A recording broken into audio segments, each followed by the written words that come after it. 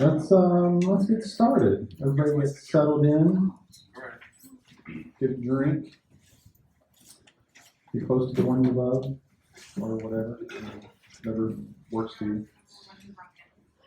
Welcome to Noir at the Bar, Chicago.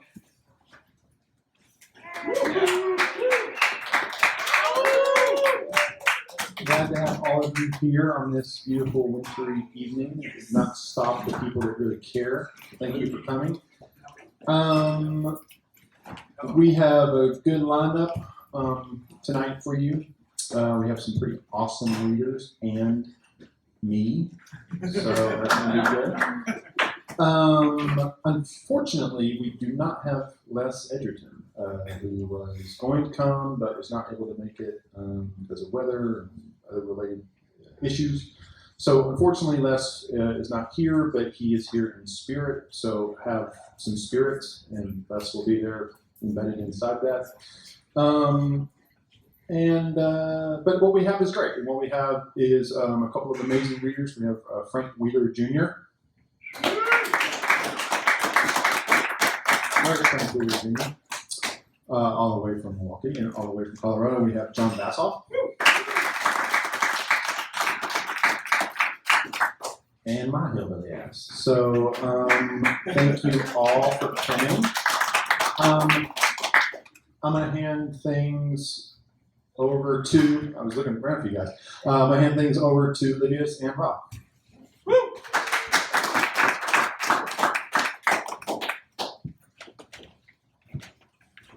All right, so I'm Livius and this is Rob. We are the hosts of Book Podcast. Jake is kind enough every time to let us MC this event, and we're very thankful for that, Jake. Thanks to all of you for coming out in kind of treacherous and nasty weather.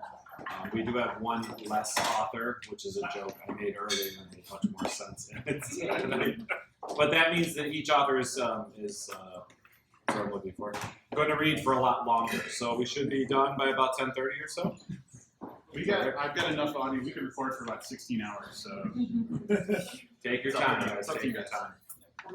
All right, so our first author of the evening is Frank Wheeler Jr., and here's his bio. Frank Wheeler, oh, by the way, the less author thing.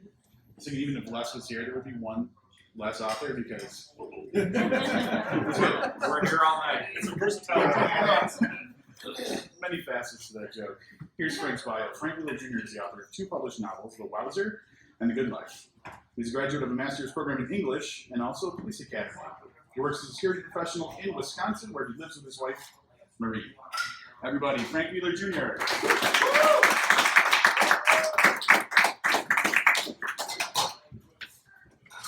Thank you.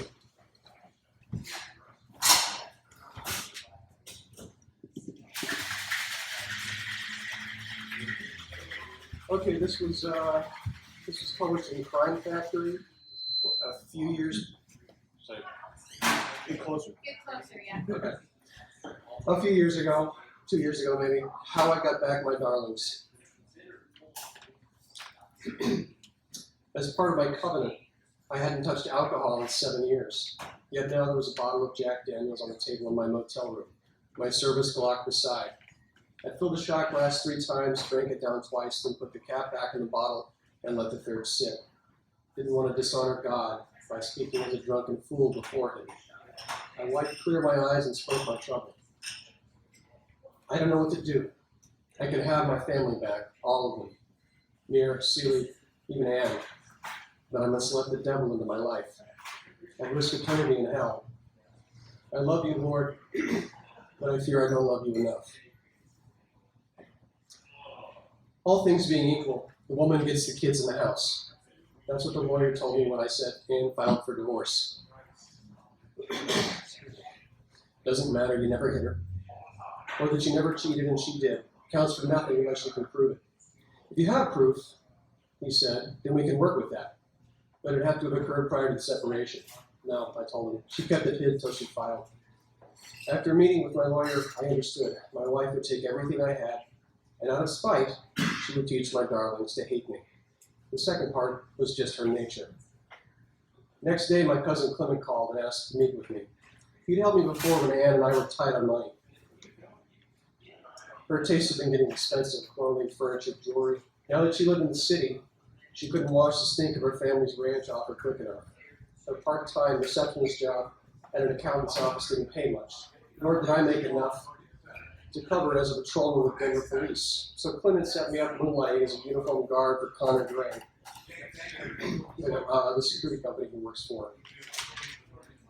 I checked parking receipts in the garage during the day and went back to being a cop at night.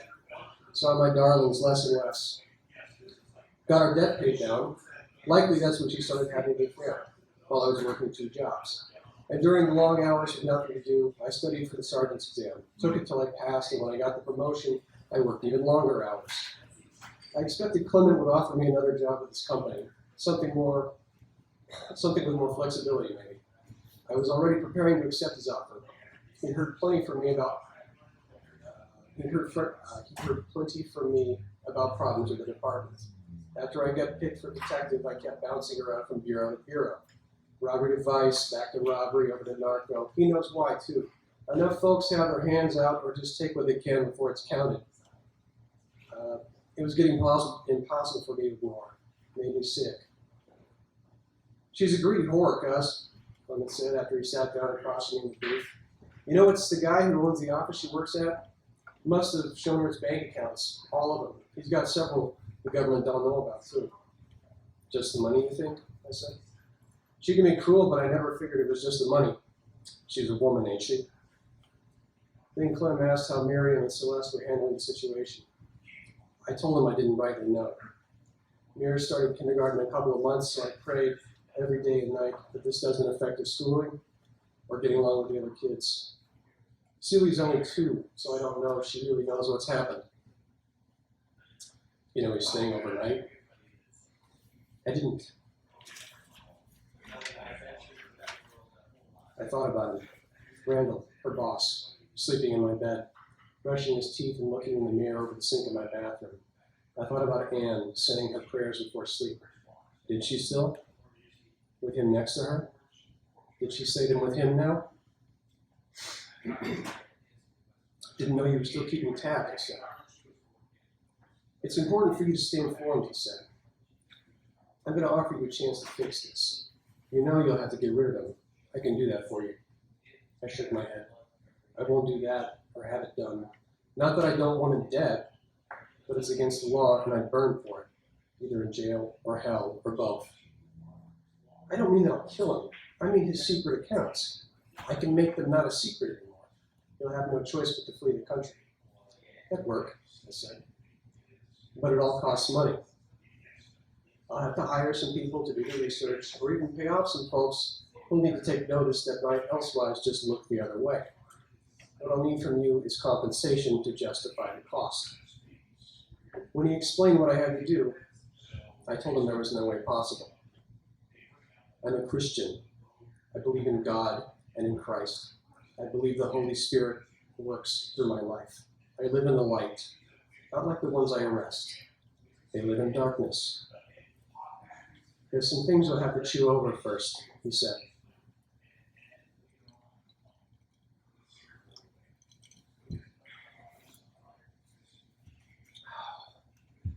Later that night in a hotel, before I took the 3rd shot of Jack Daniels, I entertained the notion. Maybe there was a way I could do this without abandoning God's grace.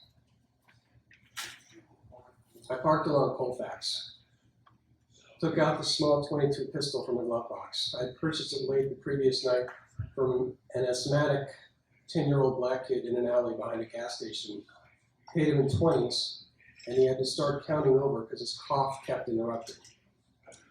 Now, I double-checked the clip, chambered around, lowered down the hammer, left off the safety. I thought of Miriam watching me one night before work as I cleaned my service block at my desk. Her eyes got big and she asked what it was for, pointing to the gun. For the bad men, I said. Daddy protects people from the bad men. As I walked toward the address I had given, Clem's words stuck in my mind. You've got some pipe dreams you need to lose, cuz. They're going to kill you if you let them. It was a 15-story tenement. Clement said Jamie had left the protective custody of the state police when he discovered that he'd never be able to come back to the city again. Couldn't accept his old life was over. Went into the bathroom of the hotel room, opened the window, and crawled right out.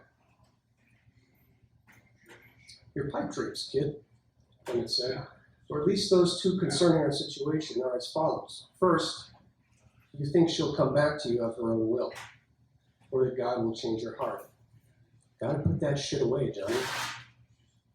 You're not going to be enough for her when she has Mr. Moneybags. And I think you're already leaning towards getting this one. Jamie wasn't expecting me. His teeth chattered and he looked pale. He smiled wide and he locked eyes on mine. Shit, man. They must have got something on you. He laughed, invited me in. Jamie was my informant. His name was on record with the department. It'd be plausible that I'd gotten the address of his hideout from another contact we both knew. It'd hold up in court. The second pipe dream, Johnny, is your belief in the justice system. Our justice system is universal. It holds up, does its job most of the time, but it's not absolute. Inside it smelled like stale beer, weed, tobacco, flypaper. TV showed an old Lassie episode. Jamie stood in his doorway lighting a cigarette, shook his shaved head at me. He was in a t-shirt and his arms were sleeve tattooed with large crosses on the undersides. Never thought in a million fucking years it'd be you, Jamie said. Mr. fucking straight laces. Shit, I'm getting rewarded for my good deeds. What good deeds? I asked. Giving free bags to folks, you know? Giving bitches an extra day to pay up? Stay in my hand, dog, when I could have killed some fuckers. Nobody else can see me, Jamie, I said. So if anybody else is here, I'll step out while you get rid of them. Then we can go down to the car. Got your bag packed, right? You fucking bet, he said. Nobody else around, I'll grab my shit. He turned and went down the hallway to the other room. Clement said Jamie had been told someone was coming to drive him to Mexico. I slipped a glove onto my left hand, took the .22 out of my jacket pocket, set the pistol down on the kitchen counter, removed the glove. I was supposed to shoot him as soon as he walked back in, then put the gun in his hand, make his finger squeeze the trigger to shoot the wall behind me. I'd spend eternity in hell if I did that. What if one murder, Clement had asked, could prevent a dozen more? And doing murder is your only option. Justice says you don't murder folks, but if you ignore it, then those dozen other folks get murdered. You could have stopped it. You had the power to do it, but just let it happen. If you weigh it out by cost of life, which is worse, Johnny? If your job is to protect folks, which should you choose? Jamie walked back up the hall with a backpack slung over his shoulder. What's that? He asked, looking down at the gun on the counter. That's your chance. I said, I'm taking you in. Opened my jacket enough so he could see the holster. You want out? You gotta get through me. If you drew on me and I killed him, it wouldn't be murder. God might not send me to hell for that. Sure, I'd be killing a man deliberately, but if I didn't, he'd surely kill me. God allows for self-defense.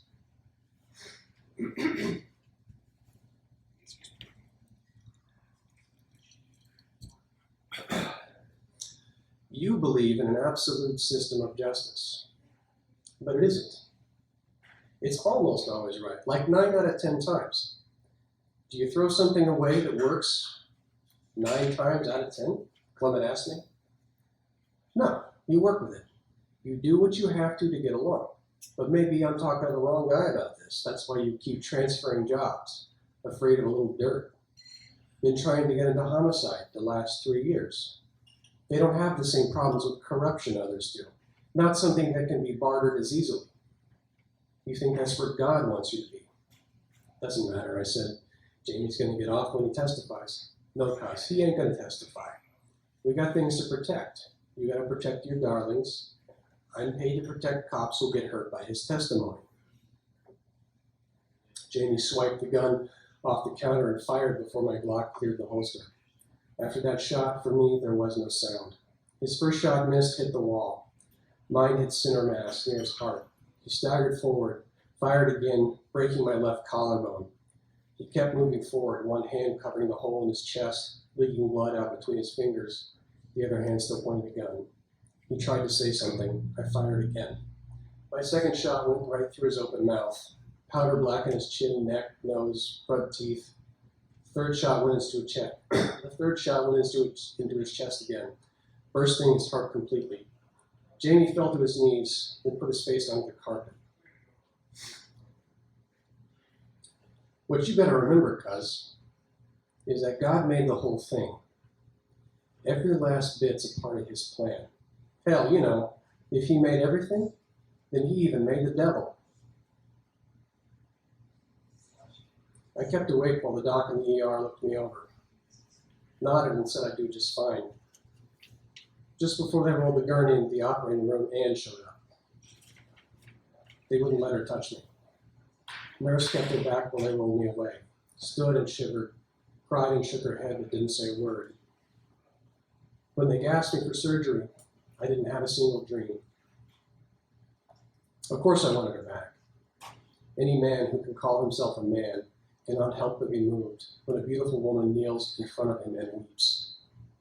She wanted to come back, and I would keep with her. She was my wife, after all.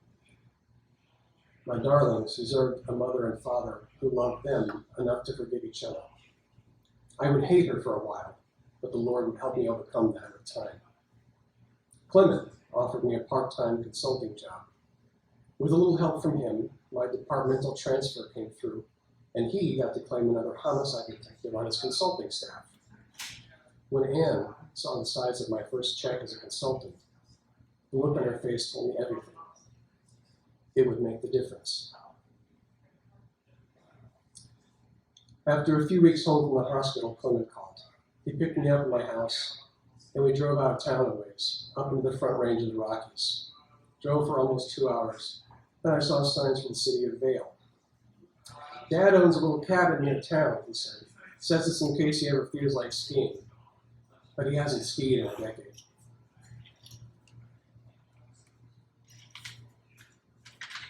Clement flipped the light switch. 12 by 12 foot room had a concrete floor and blue egg crate foam walls.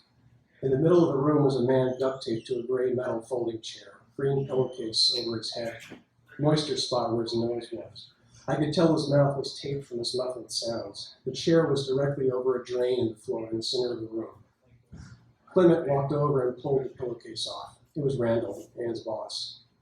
He wasn't blindfolded. When he saw me, he screamed through his nostrils. Clement reached into his jacket pocket and took out a small brown leather pair of gloves and handed them to me. Then he took out an old .44 revolver. I was surprised Jamie shot you. You took a hell of a chance, kid. Kind of blew my hair back. I couldn't just do it in cold blood like that. Probably could have. Lacked the right motivation. You still want to be righteous in God's eyes. He could forgive a duel, but not ice-cold murder. That what this is then? Do you want me to damn myself? Not hardly. I want to introduce you to our mutual friend. I already know him. Thought you said we weren't going to do this. I said I wouldn't call him. Didn't say you wouldn't. I already know about him, Clint. Just let him run. He's going to have problems aplenty in the next few weeks. You don't understand yet.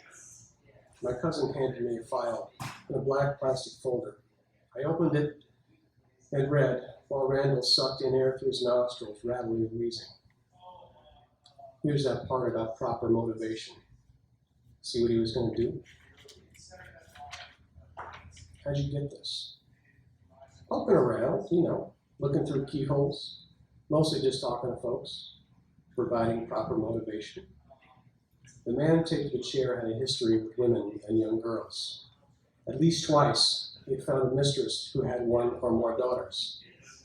The two other women mentioned in the file were single moms. Both were strippers and admitted to accepting a large sum of cash in exchange for not pressing charges for what he'd done to their children. I didn't ask how Clement had gotten them to talk. Probably, Randall only broke his pattern because Anne brought Miriam to work with her one day. After that, he'd started giving Anne gifts. She'd taken the bait. Why'd you do all this work? I asked. Honestly, you were the best thing on my list for getting at Jamie. Had to be you that did it if you were going to keep it all clean and have no blowback. If he disappeared in police custody, then they'd know it was one of their own that did it. And even when he ran away like that, it looked more than a little suspicious. But you, kid, you were the ticket. Your reputation is as clean as it comes. Also provided plausibility because he was your snitch. If you did it, it'd be an open and shut case. You found out from another informant, and when you tried to bring Jamie in, he freaked out, shot you, and you shot him dead in self-defense. You even got the transfer you wanted out of it. I'm supposed to murder him then, I said. You think God will mind so much with this slimy thought? We have a justice system. So we do. And what do you think will happen now if we give him over to the justice system? What would happen with all that evidence I collected? It wasn't exactly an above-board investigation. It would be inadmissible, I said. Fruit of the poisonous tree. So likely he'd get off clean. Then what do you think he'd do with all the money he has? Find another woman with daughters. He would, but first he'd hire somebody to put you in the ground. And with that kind of money, even if you spotted them, before they could get the drop on you, he could just keep sending them as long as you turn the other cheek. And you might see your little girls, your darlings, as possible witnesses. And, too, the fellow he sends could be coming for all four of you. So then I'll become a murderer in the eyes of God. Hell, cuz, I'll do it if you want. He reached over for the gun. I pulled it away. No, I said, I'll do it myself. What's one more mark on me that matter, Johnny? Before, shooting Jamie that way, that was a farce. I thought I could find a loophole so I could stay in God's grace, but I murdered him no matter how you look at it. That's another pipe dream right there, kid. God murders, has people murdered. Read the book of Judges sometime. Get in the way of his plans and you'll likely wake up from somebody driving a tent stake through your temple. He ain't bound by the laws we are. He didn't sign no Magna Carta. We're his, if you go by what the book says. And he answers to no one. I considered praying just then, but realized I could think of nothing more obscene. I pulled the trigger on the man in the chair 4 times.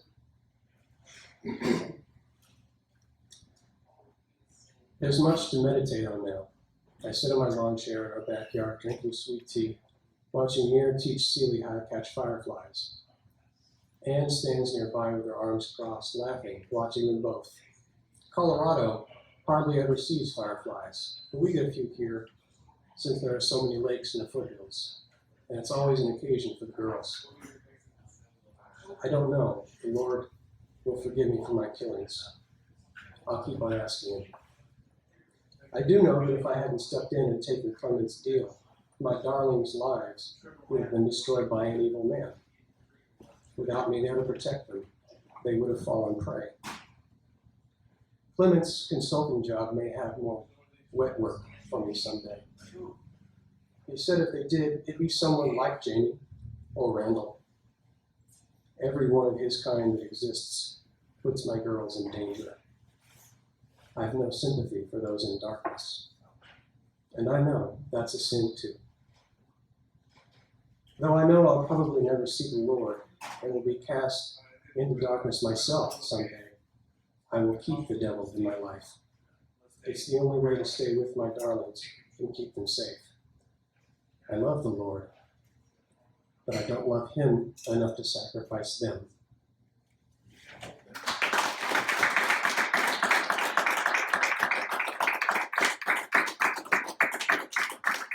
Thank you.